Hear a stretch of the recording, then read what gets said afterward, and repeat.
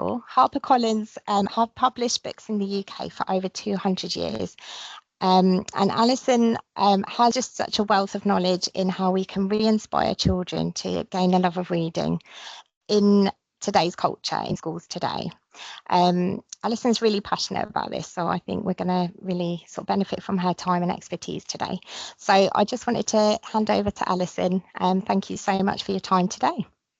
Thank you. Okay, I'm just going to try and share, so if you can let me know when it's done. We've been researching children's reading for pleasure since 2012. So we've been trying to understand the barriers to children choosing to read and also to find solutions. So I'm really happy to share what we know, or some of what we know. I hope it's interesting. I hope it's useful, gives some context to what's going on. We've done a lot of research in homes and in schools, so to give a kind of rounded view. The first thing I wanted to do was kind of to set the scene, is talk about the difference between reading for pleasure and literacy, because over years and years of research, we found that they're often confused and conflated, both in the school setting and in the home environment. And of course, they're very, very closely linked, but they are different. So we can define literacy, I think, as the ability to read. It's also, of course, about writing and using language well, but in this context, reading, literacy is kind of the ability to read. It's a skill that children need to learn. They need to learn how to decode, to comprehend. This is all your amazing work. And their aptitude for this can be measured. Basically, literacy can be taught.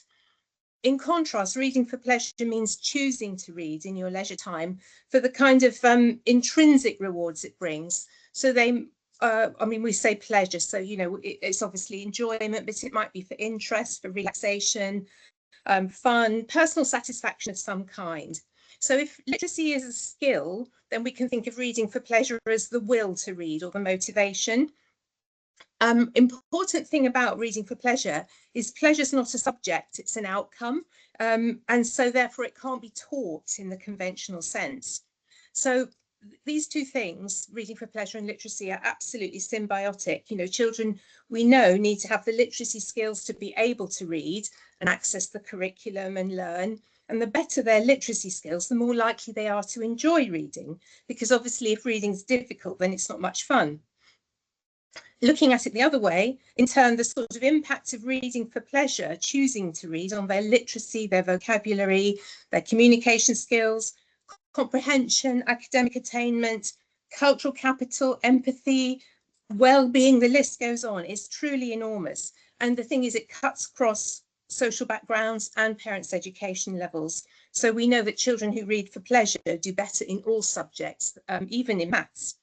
And the impact on children's life chances is so significant that the OECD says that finding ways to engage students in reading may be one of the most effective ways to leverage social change. But there's a really big but here. Even if a child can read competently, it doesn't mean they're going to choose to. Being able to read is essential, and so is encouraging that next step into kind of choosing to do it, to wanting to do it. So they're both vitally important. Regarding literacy, as you well know, 1/4 of children left primary school this year without having reached the expected standards in reading in England. Regarding reading for pleasure, it's a crisis that's been deepening over time. So there was a lot of publicity this year from the NLT, who found the lowest level of reading enjoyment for 2 decades. If children don't enjoy it, it stands to reason they won't choose to do it. So it's no surprise that children are reading less often. So well, I should have said there's quite a lot of information and charts in this presentation, but you can have a copy of it afterwards. So, and I'll try to talk you through each slide, so hopefully it makes sense. But this chart is showing you what's been happening with children reading for pleasure every day, or nearly every day, since 2012. So that means reading on 4 or more days a week. So each group's shown in a different colour, and each of them I've put 4 data points: 2012, then 2019 pre-pandemic, 2020, and then last year, the most recent data we have. So you're kind of getting a compressed timeline from 2012 to 24. And you can see that the pandemic has really hastened the downward trend among 5 to 7s, which is the blue columns. So it took 7 years from 2012 to 2019 to drop 13 percentage points, and then only 1 more year to drop 10 more points to 31%. So concurrently, reading infrequently or never has increased among all ages. And I suppose the point I want to make here is this is endemic in society. It's not only an issue affecting disadvantaged families. And there are several reasons that we need to care about this.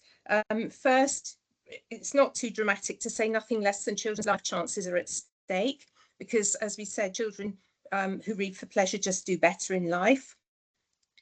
So there's a commercial imperative to turn this around from a publisher's point of view, but I think also social, because children's enjoyment and frequency of reading translates into book buying. Children are current and future consumers, and we need a thriving publishing industry if we want to be able to publish different voices and different perspectives.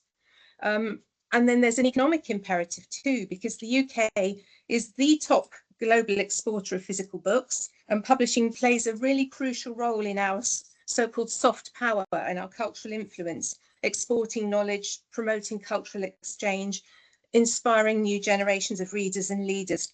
So it's really important. So why has children's reading for pleasure declined?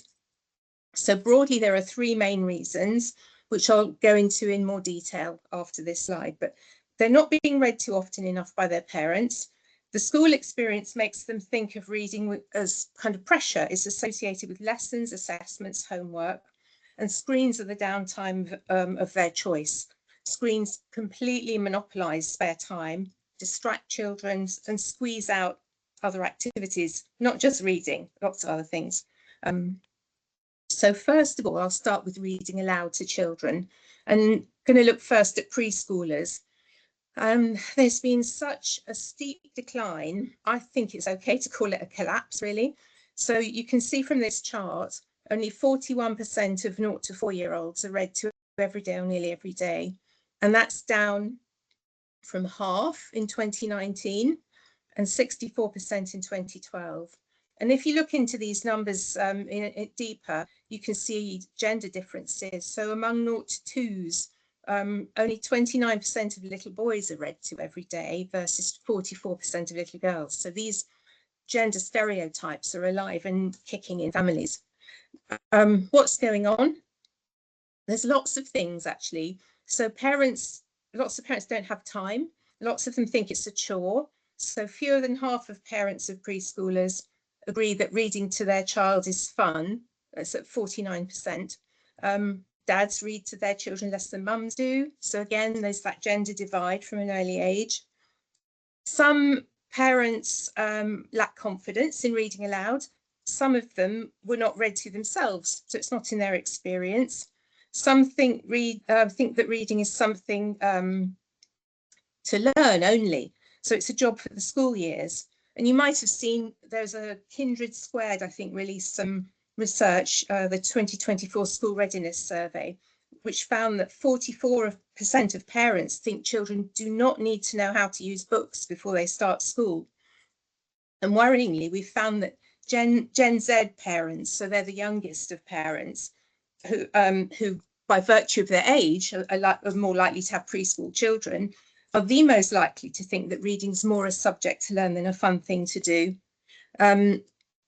We've also got adults reading less themselves, and this may be linked to the decline. And the Reading Agency finds half of adults are regular readers, down from 58% in 2015. And over that same time, adults who never read has gone up from 8 to 15%. And then there was another survey from YouGov that finds 40% of adults haven't read a book in the last year. So you can see this kind of perfect storm, really. And then some parents, well, lots of parents actually just lack information, seem to lack understanding. And I've just put this comment in from a mum I was talking to. She said, I think reading's just the standard thing that parents do. So why? She was asked why. And she said, I don't actually know, in all honesty. So she just didn't know the benefits of reading aloud to children. So this is reading aloud to older children now. So during the school years, which is obviously where your work is focused, home reading patterns change and reading significantly.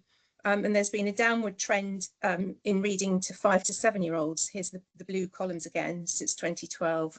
So you can see here, only 36% of 5 to 7s and around 1 in 5 of 8 to 10s are read too often by their parents. And by the time they reach 11 to 13, over a third are rarely or never read to at home. So same sorts of reasons that I went through on the previous slide, and some new ones as well. So some parents focus on supporting learning and getting the reading homework done, filling in their homework diaries.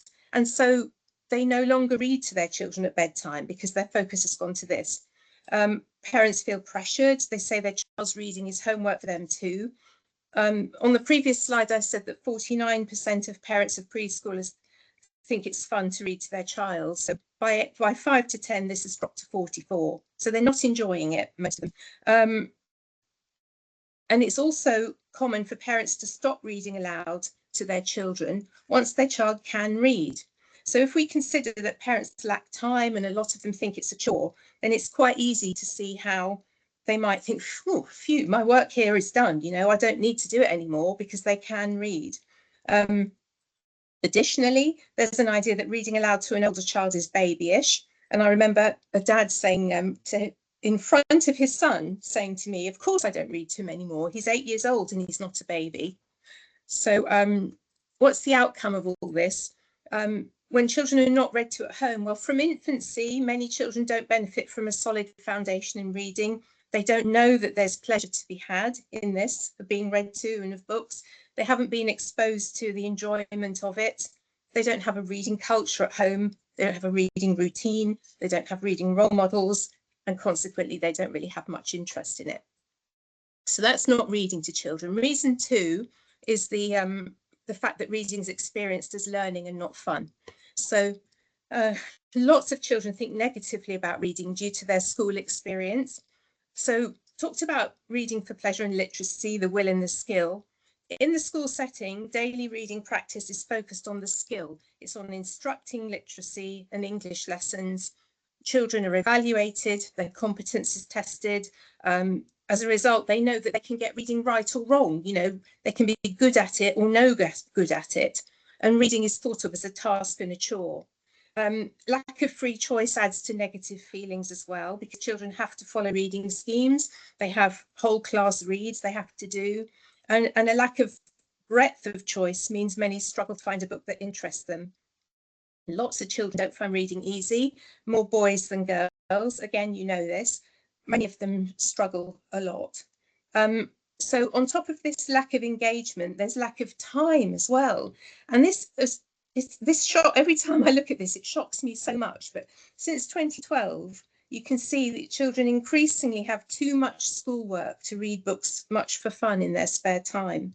Huge increases, especially in these 5 to 10-year-olds, from 19% to 45%. So there's an atmosphere of pressure and negativity around reading. And if they're not being read to at home, then this isn't sort of counterbalanced. Against this backdrop, reading for pleasure is, of course, really high priority in education. But as I said earlier, pleasure isn't a subject, it's an outcome. You can't instruct enjoyment, you can't teach the desire to read.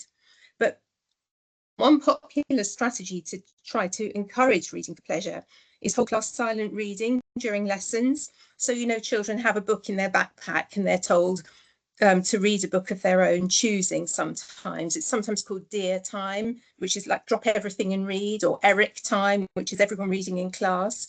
Our research has found that this is a big average. On average, only 36% of 5 to 17s feel happy about being given time to read during lessons. So that's all children, you know, all abilities and so on. When you dig into that, feeling happy rises to 63% among those who are already keen readers. So it makes perfect sense. You know, this approach appeals to those who already enjoy reading. If you don't, it's not likely to. So this chart shows changes in attitudes to being given reading time in lessons as children move from year 1 to year 9. So this pink line shows agreement with I feel happy about it. So in year 1, it's 51%, which is not that great to start with, actually.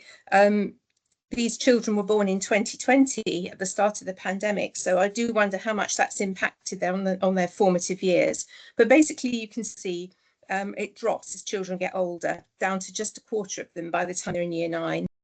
So they find it comforting, broadly comes down. They enjoy the break from formal learning.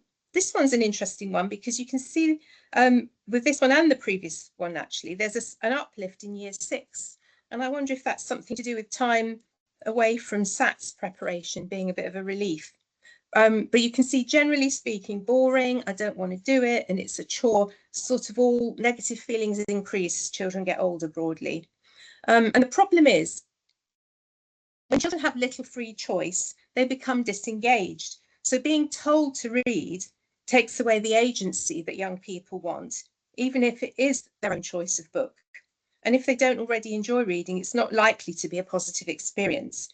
So we know that encouraging reading for pleasure requires a different approach from teaching literacy. Third reason that children's reading is in decline is screens, basically. So on average, 69% of... I've got some echo coming, sorry. Should be better now, Alison. Okay, so on average, 69% of 0 to 17s would rather watch TV or go online or play games than read books. So that's, again, big average, but it peaks at 83% of boys, 11 to 13. But even preschoolers, you can see it's high at 55%. So what's the appeal here? Well, screens offer very fast rewards. These we hear about dopamine hits, they come quickly. They're difficult to tear yourself away from. And as children get older and friends become more and more important, social media and social gaming become so appealing as a way to connect and sort of being in the know with the latest videos and games. It's social playground currency. And the thing also is that screen-based entertainment is very effective at giving children that control and that agency that they crave. Also, there's a very low bar for participation. So once you've got access to a device, it's very easy to get involved and get the payoff. In contrast, reading has a much higher bar for participation. You need concentration to do it, and the rewards, although they're rich, and we know they're rich, they come slower. So lots of children and young people just don't have the concentration or the attention span for it. And this don't have the attention span for reading books was first introduced on the survey in 2021. So we've got 4 years of data here, but you can see a really strong increase in only 4 years. So to recap, children's reading's in decline because it's not thought of as fun. It's associated with schoolwork, homework, where children have little choice in what and when to read. At home, from a young age, the majority are not read to frequently, and they just grow up more likely to think of reading as a task and less as an enjoyable pastime. Typically not something they would choose to do in their free time, because when they do have free time, the majority choose to spend it on screens. So that's pretty gloomy, but that is the end of the gloom, because I'm going to share what we know about solutions now. So as I said, we've been researching with families and in schools since 2012 and testing out interventions, built an evidence base of solutions. And broadly, they are being, when children are read to, so being read to makes reading fun and removes the pressure. Having wide choice, so a diverse and rich range, so that reading feels interesting, exciting and relevant. And free choice, the autonomy and agency that they crave. And as I said, I touched on how little they have of it at school, but at home too. Lots of parents try to control their child's choices. So we know that when they have free choice, they become much more motivated to read. So the first solution I want to talk about is reading aloud to children, which when done frequently is so effective at getting children interested in books and reading and motivating them to read themselves. So the data about children reading every day that I showed you earlier, they were averages. So I'm going to show you here, looking at daily reading through a filter of how often children are read to. And we can see something very dramatic. So again, I'll talk you through this. So this line shows you the proportion of children who choose to read every day or nearly every day when they are also read to every day at home. And this is the proportion of them who read daily when they're read to on a weekly basis at home. And this is the proportion who read daily when they're read to monthly or less or never at home. So you can see not only is the frequency of reading to children highly effective at motivating them to read independently, but also, as you can see by these arrows, the impact amplifies as they grow up. So 8 to 11s, you can get nearly 3/4 of them reading daily if their parents are reading to them daily. So why does it work so well? Well, it's because being read to is hugely enjoyable for children. It's a massive treat. There's no pressure. It's fun. It changes the atmosphere. You know, it's completely different from the school experience. They really enjoy having their parents' time and focused attention. Really strong bonding time. They love the shared experiences, the funny voices, laughing together. With older children who can read, we've also found similar benefits when they share reading, if only if the child wants to. So if, you know, they read a page and then mum or dad carries on. Hugely enjoyable as well. Children feel safe, secure, they just feel wrapped up in love, and as a result they make positive associations with reading.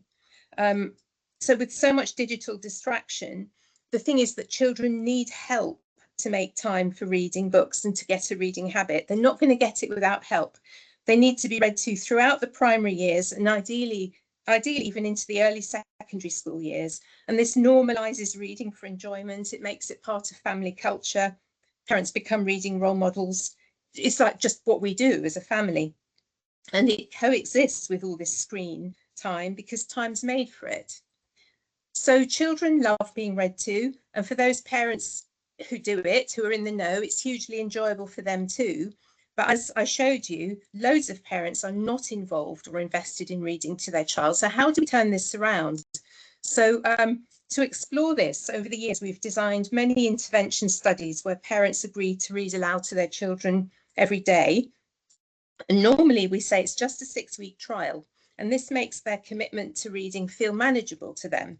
And we've found these interventions significantly impact families because instead of kind of conceptually understanding the importance of reading, parents experience the very real benefits. You know, they see them, they feel them, they understand the positive impact on their child's motivation to read, on their reading skills, vocabulary, on family dynamics, on strength in relationships, happiness, well-being, it goes on.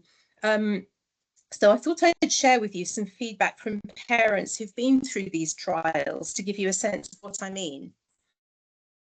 So I've got a mixture of some video and some comments. So on the left, first of all, so when they do share reading, when they do read to their children, they feedback that they love seeing their child develop.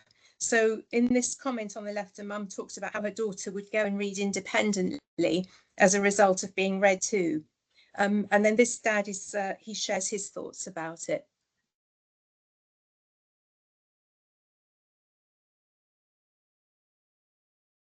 Can't hear that, Alison. Oh.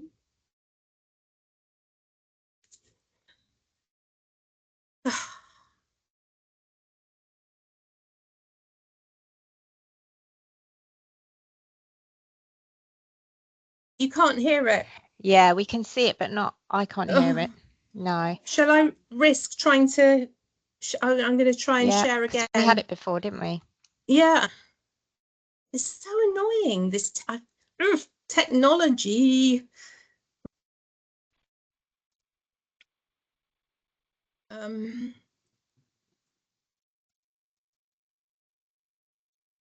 me try. Oh. We've been reading.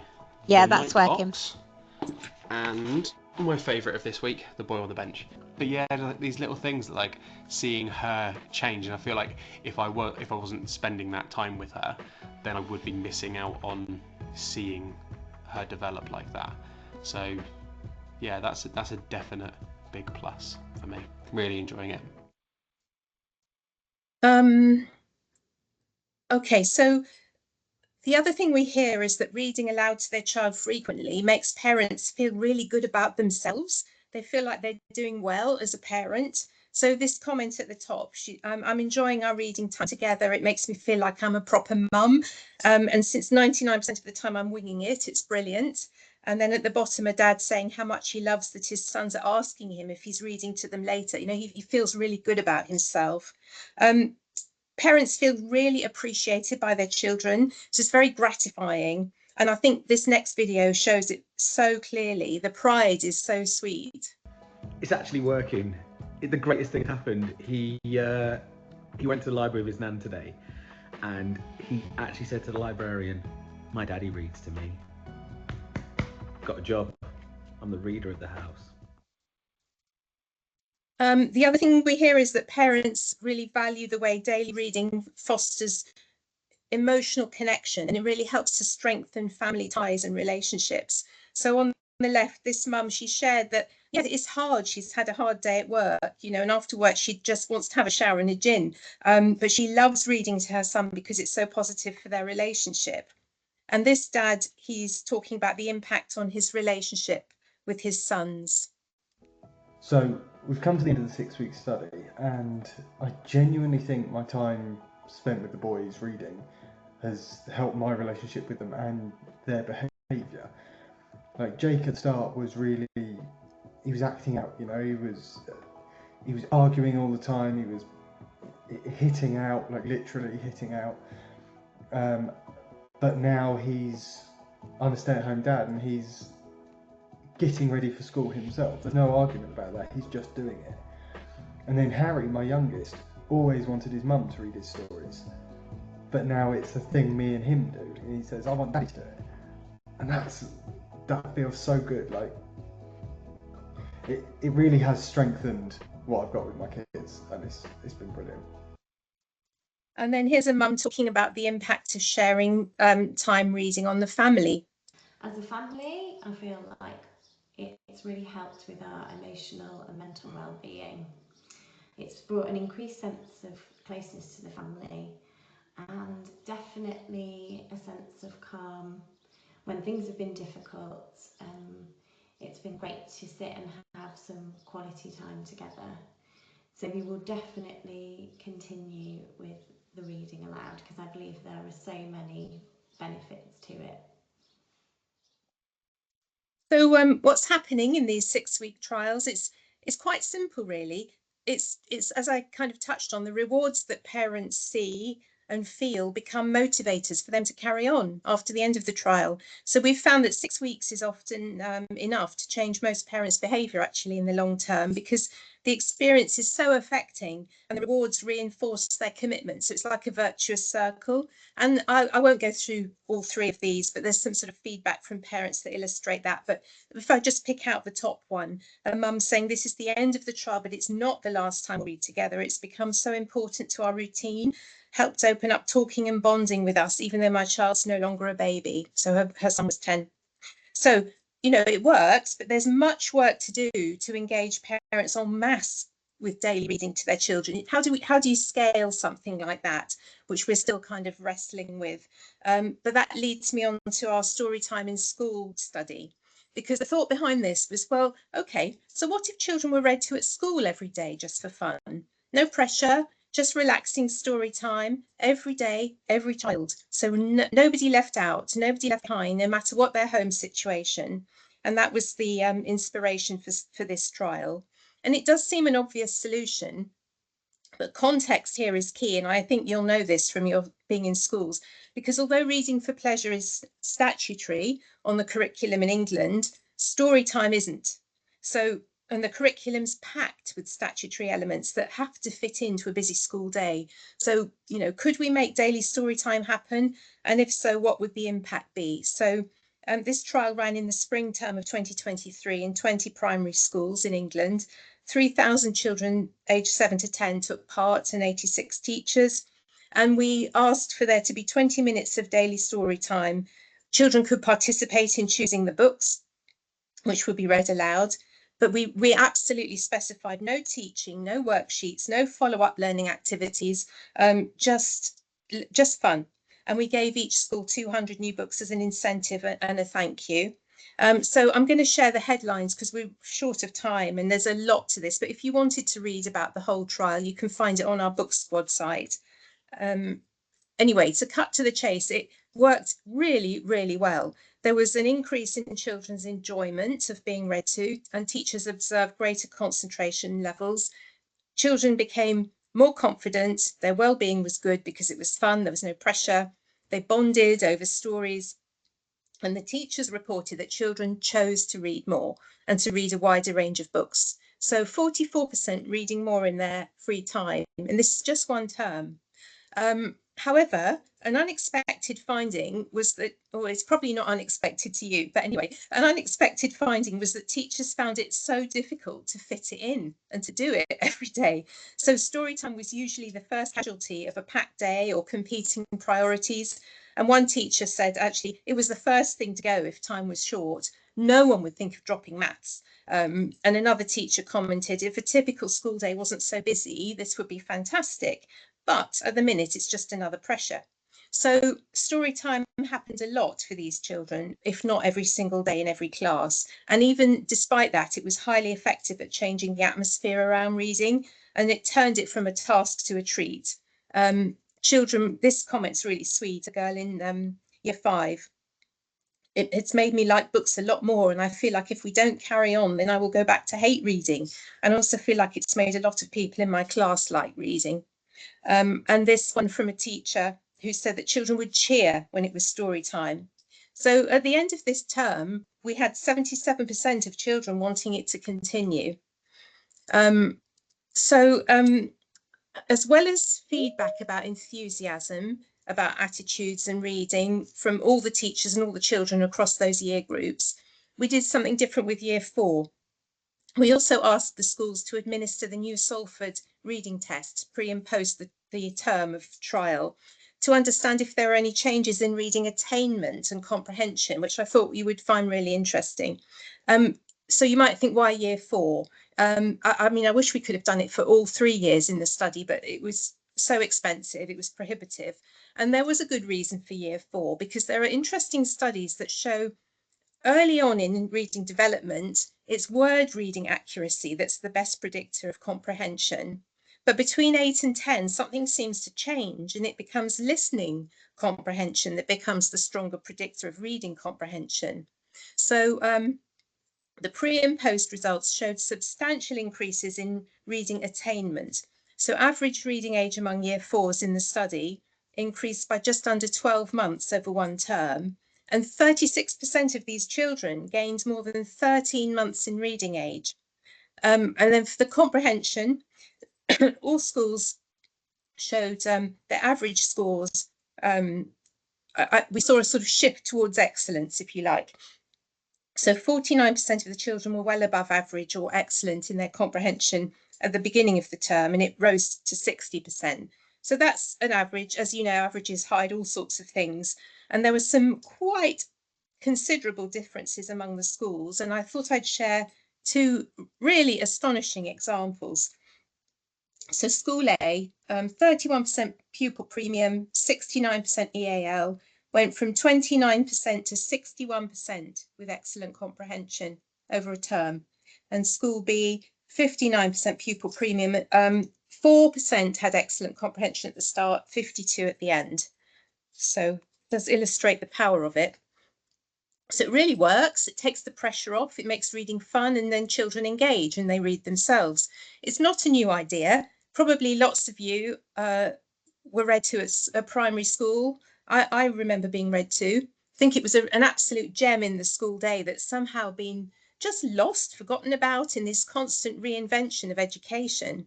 So over the last 3 years, we've been asking parents of 5 to 10-year-olds how often their children are read to every day at school. It's quite hard to get the data, and this is just parents' kind of perception of it, I suppose. But even in this short time frame, it's down. So according to parents, only about a quarter of children are read to daily, and in 2022 it was 31%. So I think this illustrates the pressures in the school day. Imagine effect on the nation's children if every single day throughout primary school, every child experienced story time. It would massively enhance their well-being, their interest in reading, their enthusiasm and their motivation to read, regardless of what's going on in their home. No child would be left out. I know I sound idealistic, but it is true. So how do we make it happen? I said it wasn't plain sailing. Teachers talked about the difficulty of finding a place for it in the packed day. Nevertheless, 91% of them said they planned to try to continue with it, and 88% said that they were in favour of making it a statutory requirement because it would ensure that its place in the day was ring fenced. So it might need to be mandated to make it happen. It's interesting though, some teachers didn't want it mandated because they feared it would detract from the enjoyment, making it yet another task. So it's complicated. But I think what's clear is that it's low cost at a time when there's no budgets for anything. You know, it's high impact. And so at HarperCollins, we continue to advocate for daily story time because it would mean that no child would miss out on this. Taking the pressure off and making reading fun, obviously it works. So how do you do that in secondary school when story time might be difficult to do? The curriculum doesn't sort of lend itself to it with sort of atomized lessons. And maybe it's not so appropriate for older children, I don't know. And I know that your work is in primary schools, but I wanted to share briefly this study with you because I think the findings can apply to those late primary years as well. So our social reading spaces trial was among year 8s who were very disengaged with reading. And the start point for this trial was to consider what it's like to be an adolescent. It's not very nice. I can remember it, even though it was a long time ago. But you know, you're kind of prone to something called psychological reactance, which means where you resist and you rebel when you feel like you've got no choice and you've got no autonomy. Friendships and social interaction and fitting in and belonging are so important. And of course, they're very emotionally sensitive, vulnerable to mental health issues. So adolescents want and need a feeling of control and autonomy. They need to fit in, they need to feel they belong, and to make friends and socialise. So we thought, excuse me, if we can give them what they want and need through reading, can we change their ideas about reading? So we set up a weekly book club with a difference. So it was a social, cool, relaxing place to have fun and discover books. So it was pupils who were disengaged with reading. They were selected for the club. It was positioned as special, that they were chosen, that it was an unusual opportunity for them. And the club happened during the timetable day. So they didn't, so they missed a lesson or they missed tutor time. Importantly, they didn't have to give up lunchtime or stay after school. This was the difference. They were told they didn't have to read. A book club with no requirement to read. They were expected to behave. They're obviously asked to leave if they didn't. And also they were told they could leave if they didn't like it. So we're trying to meet that sort of need for not kicking back. Sorry. So I think it was important that the experience was completely different from a formal classroom or a lesson. So book club was held in a corner of the library and it was furnished with kind of some accessories to show it was different. So I'll put a picture there of lights, but you know, some schools used bean bags, fairy lights, cushions, blankets, biscuits, snacks to signal this is different, this is not a lesson. So the focus was on relaxing, looking at books and chatting. So headline findings again, there's a paper if you want to read it, but basically really great results in a very short time. The trial ran in 17 secondary schools from October half term last year to February this year, and 404 pupils, very disengaged with reading, and 17 librarians took part. And at the end of the trial, 60% were more interested in books and reading. Over half were reading more, and as you can see, 82% wanted book club to continue. And I think one of the best ways to appreciate the impact is to hear from some of the pupils. So I'm hoping this is going to work. We've just got audio here. But basically you can see some feedback about this particular boy, and then you can hear his voice about how he found the experience. Hello, reading club. I really enjoyed my time at this reading club. It was very fun. I read some good trilogies. I've read about 6 books in total, and my time at the book club, I really enjoyed it, and I'd really like it to continue. I'd only wanted to read picture books before because I thought it was like stimulating for me, and it just felt like better to see a picture. But now I'm able to read books without pictures, without being stimulated. Book club changed me in interested in different books. Before I went to book club, I wasn't reading much, but while I was in book club, I started reading more and more.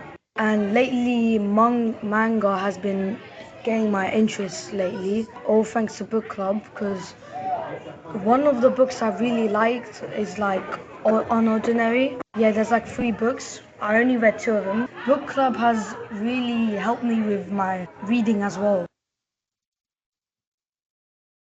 I've really enjoyed book club because it's helped me learn how to read better, and it's made me feel more comfortable with myself reading. And certain pages with yellow pages makes it easier for me to read.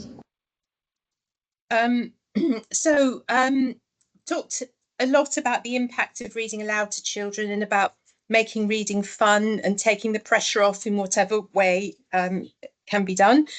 And as I said, there are 2 other kind of broad solutions, free choice and wide choice. So I'll just touch on those before I finish. So giving children free choice is so powerful. And by this, I mean allowing them to select what they want to read, what they want to have read to them. And it works because it gives them those, as I've said, feelings of autonomy and agency. They are such key motivators for young people. And it might seem very obvious, but typically children don't have free choice in their reading because they have to follow reading schemes, as we've said. And often parents make book choices for them at home. You wouldn't believe, or maybe you would, how many parents think classics are better than popular culture or have strong ideas that their child's reading a book that's too young for them. When children are denied their choices, they just lose motivation. So this was a dad in a focus group talking about, well, he was basically preventing his children's free choice. He talked about how he used to stop his children going for books with glitter and stickers when they were young, and now he's put them right and they understand that books are for reading and not for playing. So sort of taking all that joy out of it, misguidedly, of course. In our study, which we call Print Matters More, which was one of those 6-week interventions, there was a 7-year-old boy who'd been so reluctant to read. He became enthused and motivated by the simple fact that he could choose new books every week with no input whatsoever from his parents. And he began to read more, and he explained why. And he said, if I've chosen it, I know it's going to be a good book. It's a simple response, but beneath that lies this enormously powerful positive psychology of agency and choice and the control that children want and need. And a mum of an older boy in the same trial observed her son's excitement when he made his own choice, and that he actually finished the book that he chose. So a powerful way to encourage reading is to enable children to feel that their decision to read is their own. What's happened there? I've lost a slide. How bizarre. The technology, that's an abrupt end. I'm so sorry. I had a slide that was talking about wide choice. That's really crazy. So do you mind if I carry on talking about wide choice quickly? Absolutely. So it's about ensuring that children have access to a diverse and a really sort of really kind of rich range of books, from contemporary culture to the classics, things that are current and relevant. This shows children that books aren't dull, and it also gives them the opportunity to experiment, to find authors and genres that they love. So I wanted to talk about that, and then I thought I also wanted to finish to sort of say, I suppose I give some time to think about how this research might be useful or contextually useful to you in your role. We know that, as I've said, lots of children think of reading as a task because they experience it as a task. Lots of them are not read to at home. They miss out on this joy. They don't understand that reading is something to be learned and to be enjoyed. But we know that negative ideas can be changed when they do experience pleasure, when the pressure's off, when it feels fun and relevant, when they've got this choice and agency. And of course, the wonderful work that you all do is about teaching the skill. And I'm sure some of them love getting out of lesson and coming to spend time with you. But I also imagine that much of children's engagement is down to the atmosphere around reading. So how do we weave some of this joy into the time with them so that they feel really positive about it and ultimately want to read independently? And use those skills that you're furnishing them with to engage with it. So forgive me if I'm overstepping the mark, and I have no idea what you do, but one of the things in my mind was, can they choose the books that they read with you and practice with you? Maybe they do already. How can you take the pressure off? Is it appropriate for you to do a little bit of the reading and share it with them? Can you, if you do, can you do funny voices? Can you encourage them to do funny voices? Yes, it's all about positive feedback. I remember reading to my son and sort of, really hamming it up. Going, oh my God, I wonder what's going to happen next. I can't wait to get to the next bit of the story. How about asking a child if they can recommend a book to you and say, you'll take a look and maybe you can talk about it next time. I realise you only have a few minutes with each child, so it might be completely impossible. But another thought was that, could you talk with your leadership teams at school about the impact of daily story time? Could you share the research findings? Anyway, lots of ideas there, but I hope I haven't overstepped the mark. And I'm sorry that I lost my last slides. Technology, but that's the end of my talk. Thank you so much. Thank you, Alison. Okay, so that was